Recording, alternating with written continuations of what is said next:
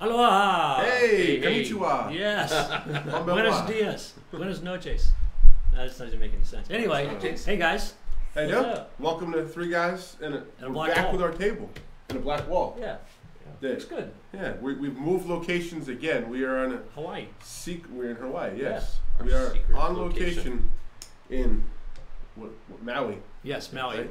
That'd be the place. Is it? I That just sounds pretty. But it's also a guy. It's also a If you've character. been to Hawaii, let us know what the best place to go is. Yeah, I've never been to Because Hawaii. we're going to go there right from Never here. been there. Yeah, we're going right out to the beach. The beach is right Yes. out the not window. Oh. Anyway, so it is. We decided, hey, it's 29 episodes. It's getting close to Christmas, Yeah, so let's do a Hawaiian shirt day. So that's right. we all have. See, I did the Hawaiian and Christmas. It's okay. So we asked you last week if you had any Christmas traditions, right? So Yes. I know you were going to ask this question, but I think this might be already tradition. Like we'll just do Hawaiian shirts the week before every year. Sure. Yeah. That brought to mind my question. So Good. anyway, traditions. If you got them, write them in. All 12 of Do you you. want to jump into that now and share ours, or Your traditions? Yeah. Yeah. No, why not? Let's Sure. do it. what's What your traditions? Christmas family tradition? Well, on Christmas Eve, my family will always have oyster stew for dinner. Ooh. That's a thing my wife started, or what her family had going. So I inherited it when I got married, and I love it. Very Good cool. stuff. And then I read the Christmas story to the kids from Luke, the actual Christmas story. Save a little bit of that stew for next week. Hey, heck yeah. Hey, that's our thing's the day before though. That it's going to be made. It's going to be made on the yeah. 24th. Well, Not. All right. We'll just be over at the house. You might I have to live stop. right You by might have to stop by on the way home after our We'll hit services. the beach on the way out where we're all. Yeah, at. there you go. But yeah, so, and then I let the kids open Oyster stew and the Christmas story, and then I let the kids. They each open one gift. We select one of the small gifts, and All right. as a preemptive strike to the morning of. Cool. About you? Yeah, kind of similar, I guess. We a few years ago we started doing well, I don't even know what it is, French toast bake or something. Maureen makes the night before. She does a pumpkin one for Christmas. No, Thanksgiving, and an eggnog. Oh. It's an overnight thing that she puts, and then it goes in the oven. I don't know. I'm not a But cook. she I don't You're know. likes just there to eat it. Our Yeah. production specialist Yeah, like that. pretty much. Answered by you. And then Kayla's in. the night before we've started Christmas Eve, we get home from church whatever time we go. I started reading half of the story from Luke of leading up to the birth, and then we let the girls open up one present. And then Christmas morning, my wife and I are both big coffee drinkers, so it's always been a rule: wait till mom and dad are awake, wait till we have coffee, and then we will open presents. Then attack us. And then attack us. Gotcha. But we've started reading the second half of the Christmas I like story that. from Luke Yeah, before. yeah. So we sit down and it's obviously about the reason, not just about presents and whatnot. And then I don't know if it's really a tradition, but we do the camera in the corner of the room, Yeah. I'm pretty which sure is that. pretty Yeah. cool. But again, It'd be fun to look back at that one day. Yeah. All 18 years or something. yeah. And I stole that idea from a buddy of mine. I'm not that smart to figure that out, but his daughters are grown and now he has grandkids, and I don't know if he's ever gone back and looked at the one from his girls, but yeah. So what about you, Pat? Nothing new under the sun. No. No. Well, actually, we have a tradition we've started in our home, and it started actually when I was a kid. My birthday was on December 2nd. Yours was 2 days before that. But so my mom had this tradition where every year that's when we put up the tree.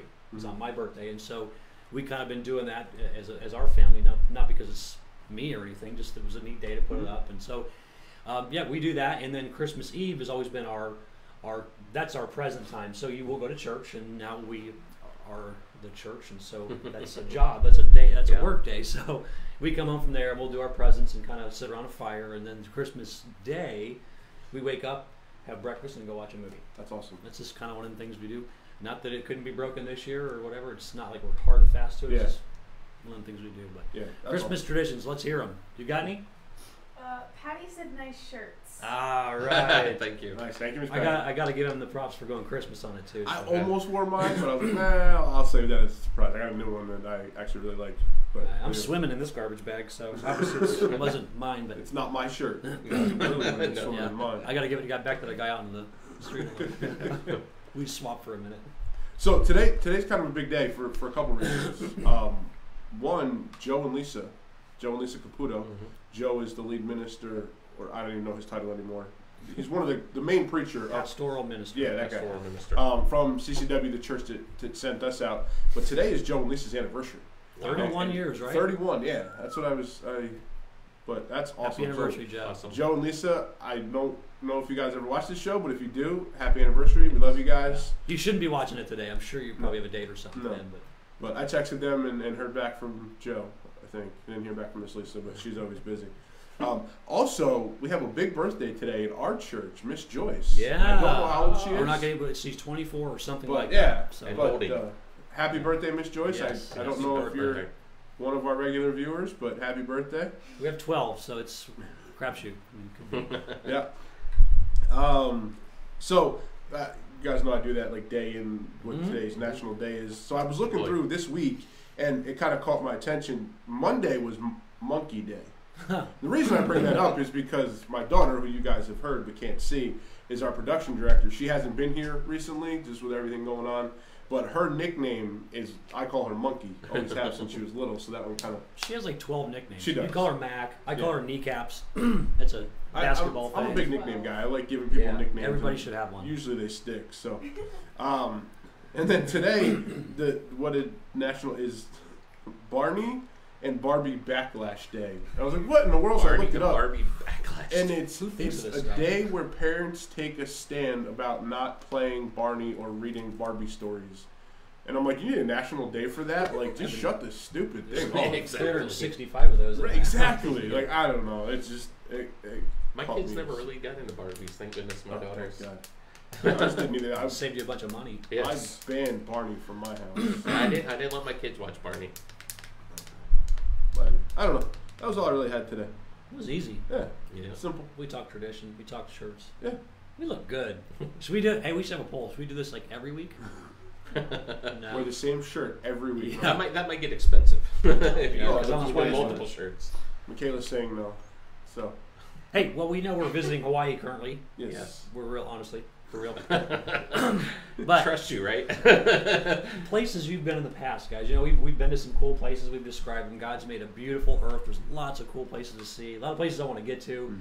But talk about a time when you guys went to a place. It doesn't have to be exotic. Maybe it was just across town, but something where God brought you to a new place, and why? Like, what made it significant? Not just that you saw something cool, but what was the story behind the fact that you were brought to a new place? And yeah, since we're talking about visiting Hawaii today.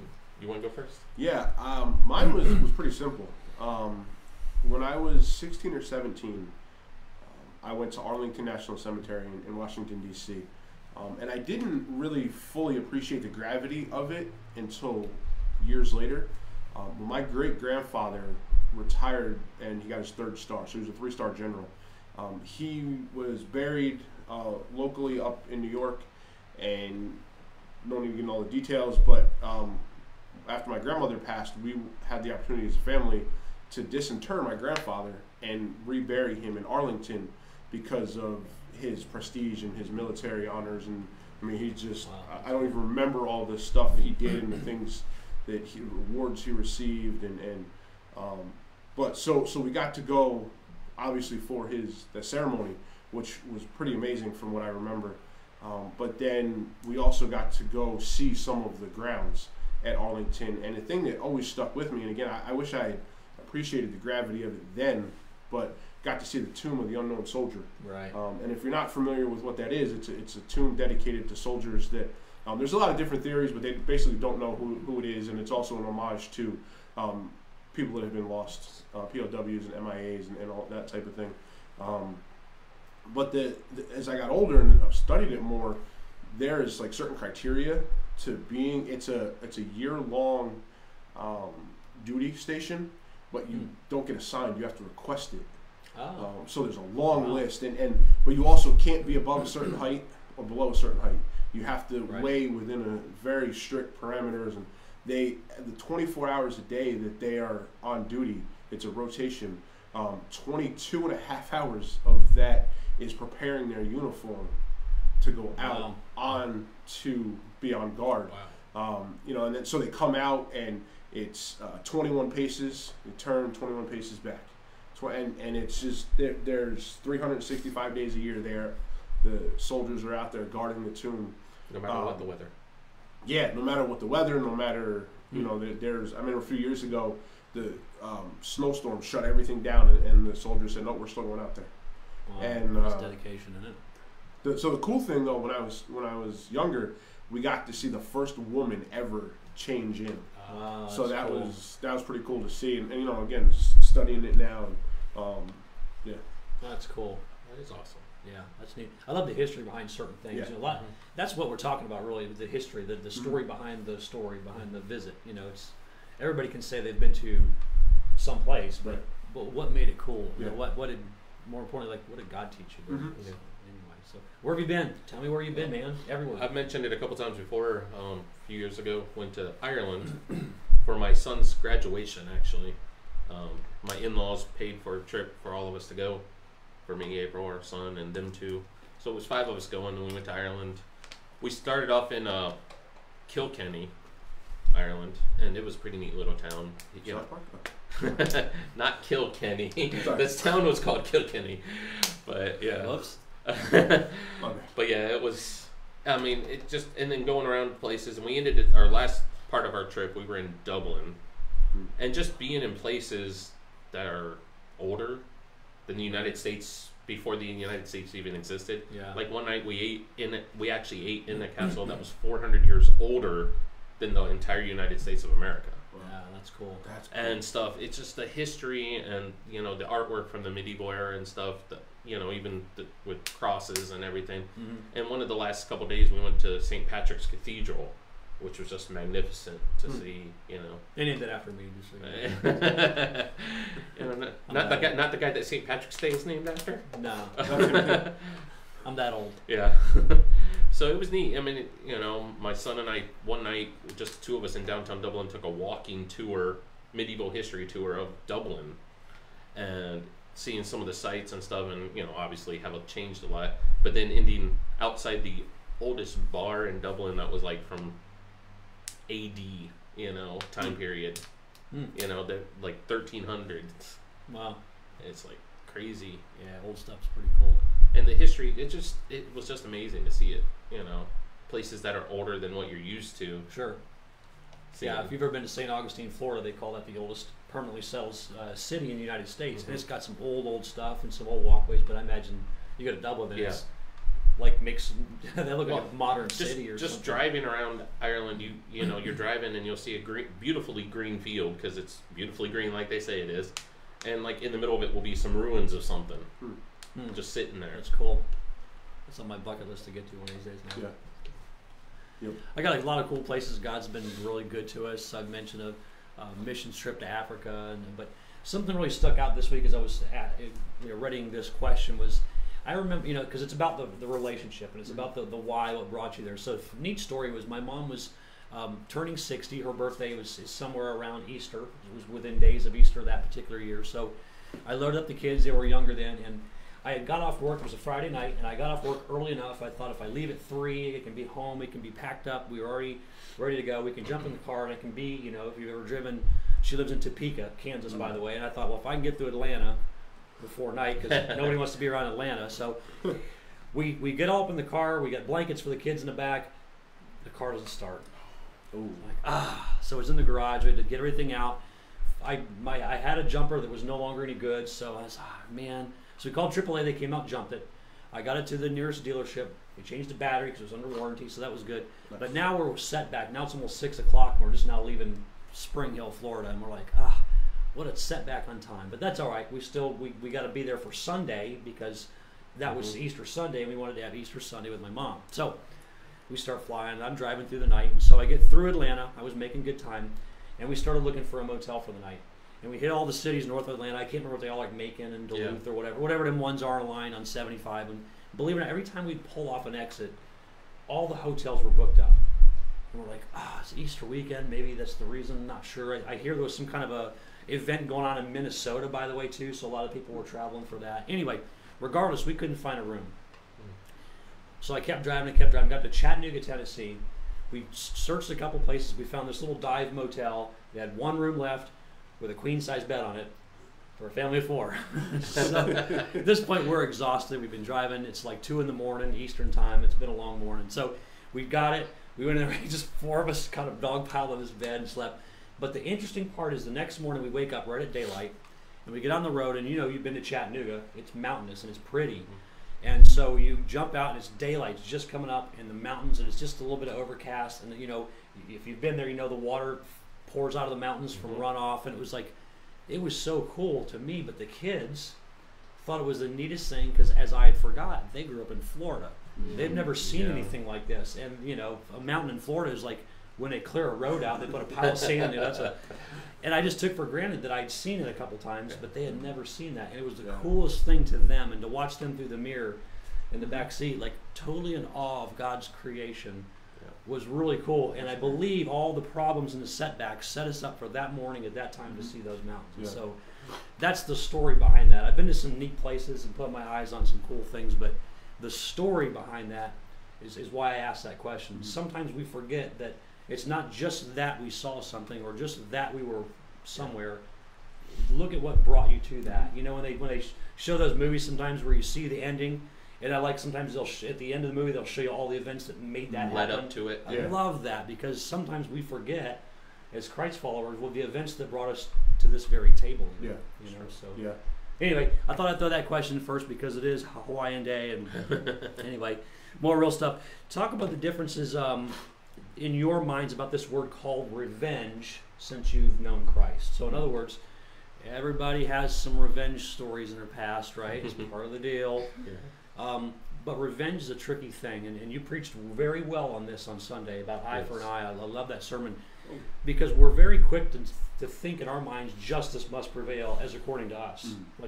Justice in my mind, which means revenge must happen. But something happens when you become a Christ follower where you turn it all over to Him, where revenge maybe is not as important or maybe looks differently. So talk to me about that. I just throw a grenade in the middle of the table. I'll go first on this one. I know when I was younger, I had a kind of an anger issue, a very short fuse. I jumped. Unfortunately, even when we were dating, my wife saw some of that. But since things have turned around and I've focused more on what I need to, I'm slower to react. So I hopefully will think it through before and not want to revenge as much, or not at all. Hopefully. Okay. Yeah, one of the things I threw out there on Sunday was the statement, "I don't get mad, I get even." Yeah, I've said that many times. I'm the guy who somebody cuts me off in traffic. Yeah, I'm right up your butt and trying to cut you off. And it's the story I shared about one of the little girls from the back the other recently yelling, "You idiot!" Yeah, those type of things. Yeah, that's God working. It's to remember that I have kids that see and do a lot of what I do. That's Well, that helps too. Having kids helps you watch your tones and languages and things of those nature. But I use this one a lot, and it's just one of them verses I love. It's in James 1, I think it's verse 19, where it says, "Be quick to listen, slow to speak, slow to become angry, because human anger doesn't produce the righteousness of God." So why does he tie anger in with listening and speaking? And I think because when we're always doing the talking, when we're always ready to roll and justifying things with our wisdom, if there is such a thing, you become angry when things don't go your way, or it doesn't sound right, or when somebody cuts you out, and all those things. And being slow to become angry means you're slow to want revenge. And so that's something that I think, it's just a verse that Jesus poured into my heart, and I just kind of always, since then, have tried to work that out, because it's super easy. Because oftentimes when you want revenge on something, it's due to let's lack of a better term, something stupid, right? Yeah. So when you see a traffic situation, like most of traffic, you guys know that most traffic is non-essential. Like the reason you have traffic jams 99% of the time is like stupid. Yeah. Like somebody's changing their tire on the side of the road, and it causes the rest of the highway to see slow what's up, going on, which causes 40 cars back to have problems and squabbles, and you're calling each other idiots. And so that's so you look at it as, this is not necessary. I should get revenge. And God says, "Revenge is mine," right? So, well, it's interesting, the slow to speak and quick to listen. How many times, like you said, do we react, that knee-jerk reaction of, "Oh, I'm going to get ticked off"? Yeah. And then later on, we hear the story of what happened, and like, ooh, I reacted way too quick. It's like, I forget the name of the song, but there's a song a few years ago, well, I don't know when it came out, but you know, about the mom who's single mom on the train, you know, whose husband just died or somebody just got laid off, and I forget exactly how the song goes, but how often does that happen that, you know, we judge someone so quickly, we even get angry about things, and then maybe we should have slowed down, not reacted so quickly, and I'm preaching to myself when I say that. Does our producer have a story? Did you have a story you want to share? Okay. All right. No, you're always preaching to ourselves. That's the way it works. But it is like that. Nobody ever wakes up one day and says, "Hey, I'm going to try on jerk for a size. I mean, let's try being a jerk the rest of my life." There's always some kind of a thing that builds us to who we are, and you know, just got to figure people out and love them where they're at, and let God take care of the revenge portion of life, if you will. So you preached greatly once again in Matthew chapter 5, Sermon on the Mount, in verse 41. God says, or Jesus commands his disciples, you talk about how the Roman soldiers at any given time, legally, they could take everything they had, give it to an Israeli person, so you carry this for the next mile for me. And they had to do it. Yeah. And you know, normally you would think, oh, Jesus is going to free us from that. Like, I'm tired of them bossing us around, making us carry their pack. And he doesn't. He says, carry it an extra mile. Carry it 2 miles.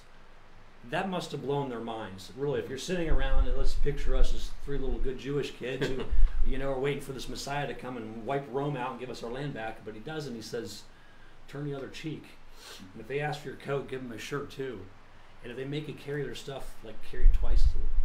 What do you guys think about that? I mean, if we're 3 Jewish kids growing up listening to this on the side of a mountain, what do you... That had to be a hard pill to swallow. Right. Yes. That had to be hard to hear. I mean, I know me hearing it is like, yeah, right, you know. But for them to hear that must have been almost a slap in the face, because like you said, they're waiting, expecting, had been told their whole lives that the Messiah is going to come and wipe out Rome. Yeah. Eye for the eye. Right, get free them them. back. Yeah. And then here's Jesus coming as a pacifist, like I said a month or so back, who's just like, no, just love them. What? But, yeah. That had to be... Yeah, it was definitely a wake-up call for them, I'm sure. I mean, especially if they've had already been through it. Sure. And then they heard it and going, you want me to do what? Go longer? Why? And that's just carrying stuff. I mean, if they stop by your house, knock on the door, and said, make me some dinner, like you had to make them dinner. To do it right then. You did what they told you to do. And so Jesus that case, you make them dessert too? Maybe. Breakfast? That would be the extra mile. Yeah. You know, so when I think about that, I'm just, I can honestly say that I would be hard to hear that. You know, I'd love to be able to say, I get it, Jesus, you're right. But I would be honestly probably like most people in the crowd, what is he talking about? Like, this is not fair. How is this getting the revenge? Yeah. As far as I see it. Yeah. And when you think back, in all honesty, when we sinned, we made ourselves an enemy of God's. Mm-hmm. And I don't know about you, but I'm pretty thankful Jesus went the extra mile to save us. Yeah, definitely. You know, he went way further than he needed to, just as we were enemies, you know, because of our sinful nature, and yet he came after us. So that's immediately what I thought when you were preaching. I said, you know, Jesus went the extra mile. He did. How can we not? You know. So anyway, that's what I got for today. I appreciated what you did on Sunday. I actually kind of piggyback off of that this coming week. It's we're going to talk about we had eye for an eye, so now we're going to talk about loving our enemies, and so that is how you handle eye for an eye problems. You love them. With kindness. Yeah, I appreciate you going to Romans there about heaping coals on their head. But you know, when you're nice to somebody who's mean to you, that's literally what you do. Spiritually, they don't know how to handle that. And I had a story I may share on Sunday, so you 12 will be the first to preview it, but I used to work at the car dealership, as you guys know, and whenever I'd work at the back shop counter, there's always that one technician, and he's usually a little short guy and have that little guy syndrome, but he was, and he would always come in looking for an argument. And it just, even if things went right, he was always looking for an argument, and I just would never go there with him. I'd always just kind of laugh with him, and he'd come in with that grouchy mood and be just trying to throw little digs, and I would just be like, man, how are you doing today? You looks like you're having a rough day. Can I get you anything? What can I do? And he hated it. And so one day he just asked me, Pat, how come you never argue? He's like, you never get mad. And I said, I don't go there. You'd like that too much. That's what you want, and That's that's what not you what I want, yeah. want. So I mean, I get to control the situation that way. So anyway, we're going to talk about loving our enemies Sunday. We're going to talk about. I'm going to hit a lot of the points you hit and kind of roll into that. So I'm looking forward to preaching that. So if you're around Sunday, 10:30 a.m. under the big tent, Yeah. come The check big it out. tent. It's, The big I tent. Part 2 almost, if you Yeah. will. So, Yeah, we're excited. We got Christmas coming up yeah. very quickly. Christmas Eve services. We are here at 4 and 5:30. He's trying to do it. I was never good at gang signs either. So. Anyway, yeah, we're looking forward to Christmas Eve services. We have one more Sunday, and then Oh, the Christmas Hawaiian Eve. gang sign. We know this one, though. Yeah, hey, loose. There you go. There you That's go. yellow. Yeah. Cool. Is that right? It's yellow. Oh, it's yellow. Yeah, it sounded like it was just yellow, but anyway. If we get off topic I know, way too Adam. easily right here. Christmas Eve. Come join us. Yes. Invite someone. Back to Dale. Come hang out under the tent. We ordered way too many candy canes on accident. We will have hot chocolate, I am Coffee. told. We will have other surprises for you guys. We don't want to go into everything Yeah. that's going to happen. But we're hoping for a packed house, as it were, but a packed tent. We have lots of standing room because we are outside. It's so. nicely decorated for Christmas. Yes. And lots of seating room. We got a lot of chairs. Yeah, no, we do have a lot of seating room. We have almost 200 chairs, I think. And a mask area. We do have a We do safe have a- area. yes. That's We yes, if you are still social distancing and afraid of COVID, and understandably, please, we want to keep you safe. Yep. We have an area under the tent or just outside the tent that is for people with masks only. So people who want to stay safe, because there are limited seating there, or less seating closer together, I guess I should say. But yeah, come out and join us if you've been hanging out and watching us or following us or been here for a while and want to start getting involved and start serving. That is a perfect opportunity to jump in and serve. We need people in the parking lot. We need ushers. We need greeters. We're passing some stuff out, so we need help with that. Serving communion. There's plenty of ways that you can get involved on Christmas Eve, and then going forward, if you want to stay plugged in, that would be awesome. Just reach out to one of us or go through our website. All of our contact information is on there, cfcc.church. My Type a little email. note in. I want to serve. Yeah. You know why I like serving? It's not just that I get to be part of the deal and do an input. It's because I build relationships there. Yeah. It's fun to serve with other guys and with other girls. It's just fun to serve with people because I just see the bonds that you build there. So, That's anyway. that's actually what I'm looking forward to with this serving as the youth leader coming up, especially starting tonight with the youth party. Yeah, building the relationships, So, right? yeah. But how many people, and I think all three of us would agree with this, we started coming to church and checking it out, and then started serving and got more involved and Yeah. went deeper in our relationship with Christ because of, but we could talk about that for days. Yeah. Anyway, Christmas Eve, come and join us. Yes. If you are still needing to stay home and wanting to stay home, we will be live streaming both services at 4 and 5:30. There he goes again. Appreciate that, Pat. So yeah, live streaming right here on Facebook, and then they will be posted later on to Instagram and YouTube. Yes. I will probably not do that Christmas Day, but then again, the girls will be opening all their presents, and On I'll our be sitting website. around doing nothing, so I'll probably do it the next morning. You mentioned your youth party. We have a youth Yes. group party, not children's party, as one of our wonderful elders said on Sunday. Yes. It is for teenagers, middle school, high school. High school. Information is somewhere on the internet. It's on our CF youth group page. Okay. It's on, so they The can, internet machine. Yeah.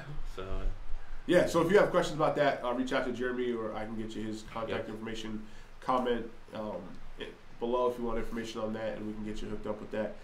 One other quick public service announcement. I know we're kind of running out of time here. We don't have time. Well, okay. is there a set time limit for the show? I don't know. We always anyway. It's something you say. Yes. Be polite. So I'm being Public anyway, service whatever. announcement. We as a church have decided to team up with Citrus County Foster Association. We have taken 10 families or 10 foster kids and said we want to adopt them per se. If you have taken a name, please get that stuff back by this weekend. If you need to come off hours, let me know, or let one of us know, and there's plenty of us that can meet you up here and get those. But we want to be able to bless those kids for Christmas. All 10 names that we were given as a church have been taken, we want to make sure that we get all 10 names back and get those. And we're already hearing some cool stories about that. There's some cool things happening, which I'm probably not allowed to go into for safety reasons, just because of the situation of some of the families. But we're already hearing some cool stories, and we want to continue this relationship with the Citrus County Foster Association. So please, if you took that, or if you are still looking for a way to get involved, you didn't get a name and you want to help, let me know. The guy that runs that, Scott, is a good buddy of mine, and he was actually here yesterday. We were hanging out talking for a little bit. We can get you more names, we can get you plugged in, get you a way to serve or to give or whatnot. But that's the end of my public service announcement. I think I covered everything. Yes. Go Dale. I haven't closed in prayer in a while, so I'll do that, and then we'll get out of here. Lucky. Heavenly Father, I thank you for this time. I thank you for our ability to come and get together and just talk about you, to be silly, to get into your word a little bit. I just pray that you would be with those that are struggling this holiday season. We know Christmas time and New Year and all that is hard for a lot of people. We just pray that they would find your love and feel comfort, whether it be here with us as Christ family or whether it be with another church. We just pray that they find a home and they find people that love them and care about them. Thank you again for the opportunity to be able to do this and have some fun with it, to further your kingdom. In your name I pray. Amen. Amen.